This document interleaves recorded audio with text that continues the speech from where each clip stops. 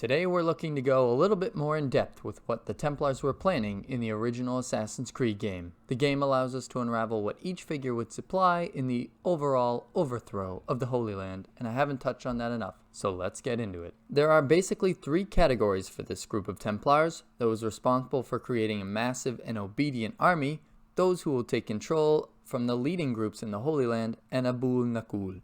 We start here, as we do in the game, with Tamir, the Black Arms merchant of Damascus. Tamir boasts an underground trading network rife with abuse and terror.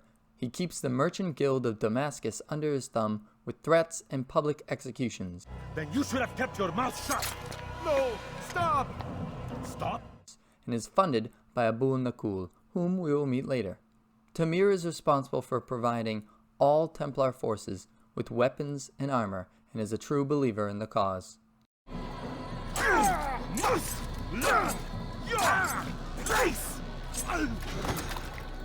Doctor and Grandmaster of the Knights Hospitaller in Acre, Garnier was exiled from France for the cruel and inhuman treatment of patients. He believes that the price of knowledge can never be too high, and his deep pockets and connections to King Richard mean that he holds a powerful position in the city and is left alone.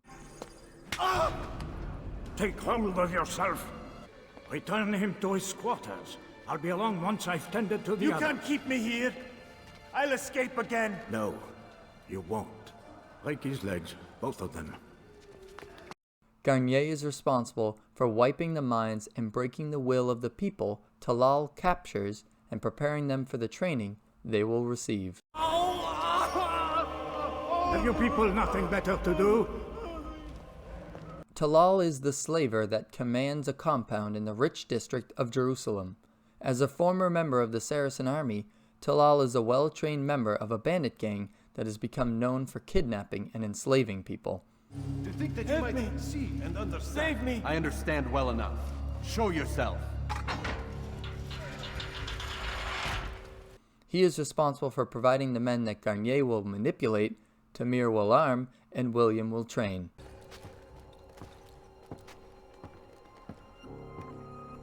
Now I stand before you. What is it you desire? Come down here. Let us settle this with honor. Why must it always come to violence? A crusader in King Richard's army and regent of the city of Acre, William's relationship with Richard is strained through mutual distrust. Great favor indeed. Now our enemies will be that much stronger in their convictions. Fight that much harder. I know our enemy well. They will not be emboldened. Especially complicating things is Conrad, his son, who vied for the kingship of Jerusalem against Richard's vassal. His long tenure with the Crusaders and within battle means that his responsibilities within the Templar order pertain to taking the enslaved persons captured by Talal, that were beaten down by Garnier and armed by Tamir, and turning them into a cohesive fighting unit. He completes the category responsible for creating a Templar army and Templar occupying force. I fear there will be no place for men like him in the New World. Send word that I wish to speak with the troops. We must ensure that everyone is doing their part. Warn them that any negligence will be severely punished. I'm in no mood to be trifled with today. Yes, my lord. The rest of you, follow me. The Merchant King of Damascus, who lives in the rich district, Abul, gets their own category because they are responsible for funding the entire Templar movement. Welcome, welcome. Thank you all for joining me this evening. Please eat, drink, enjoy all the pleasures I have to offer. While the plan could possibly function without a collection of others, Abul is crucial to the plot. My friends, and we must enjoy this bounty while we still can. They steal from the city's treasury and fund the Levantine Templar order, allowing each Templar to fulfill their own role. A pity none of you will live to see it.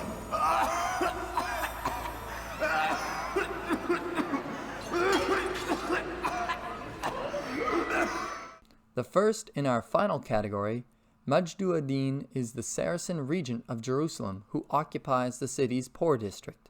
Rising from a scribe to the ruler of a city, His role in the Templar plot is to keep control over his city through strict and confusing edicts. And silence! People of Jerusalem, hear me well. I stand here today to deliver a warning.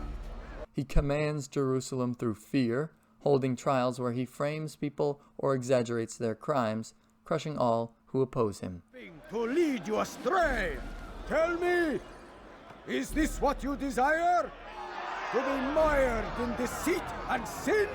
To live your lives in fear?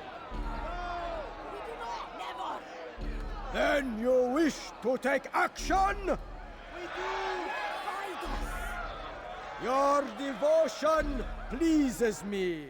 Grandmaster of the Knights Teutonic, Sibrand rules over the port area of Acre. Perhaps they do not know you because you are not a man of God, but an assassin! Never! You wear the same robes. If they cover themselves as we do, it is only to instill uncertainty and fear. You must not give in. His paranoia aside, Sibrand ensures that no outside help can come into the city when the Templars make their move to seize power. Seems the people share my concern. What I do for Acre!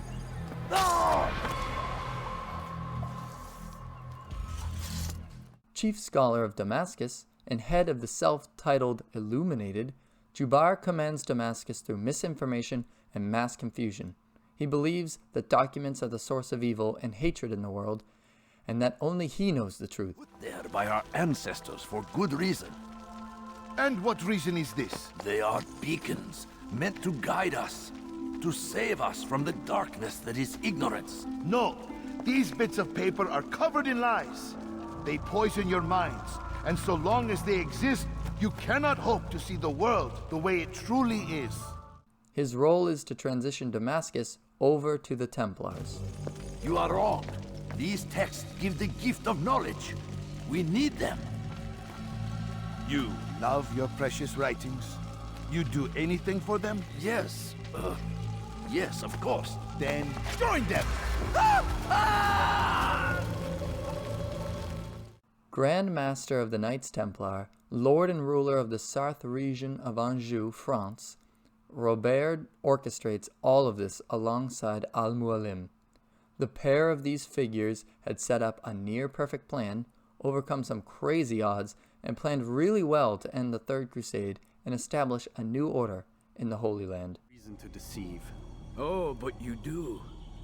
You're afraid of what will happen to your little fortress. Can it withstand the combined might of the Saracen and the Crusader army? And that will do it. Tamir, Talal, Garnier, and William would supply the occupying force. Majdu, Sibrand, and Jubar would fill any vacuum in power, and Abul would make sure everyone got funded correctly. Thank you all for watching. Leave a like if you liked the video, and check back next time for more content. Hold a moment, Robert. Why? What do you intend? Surely you do not believe him?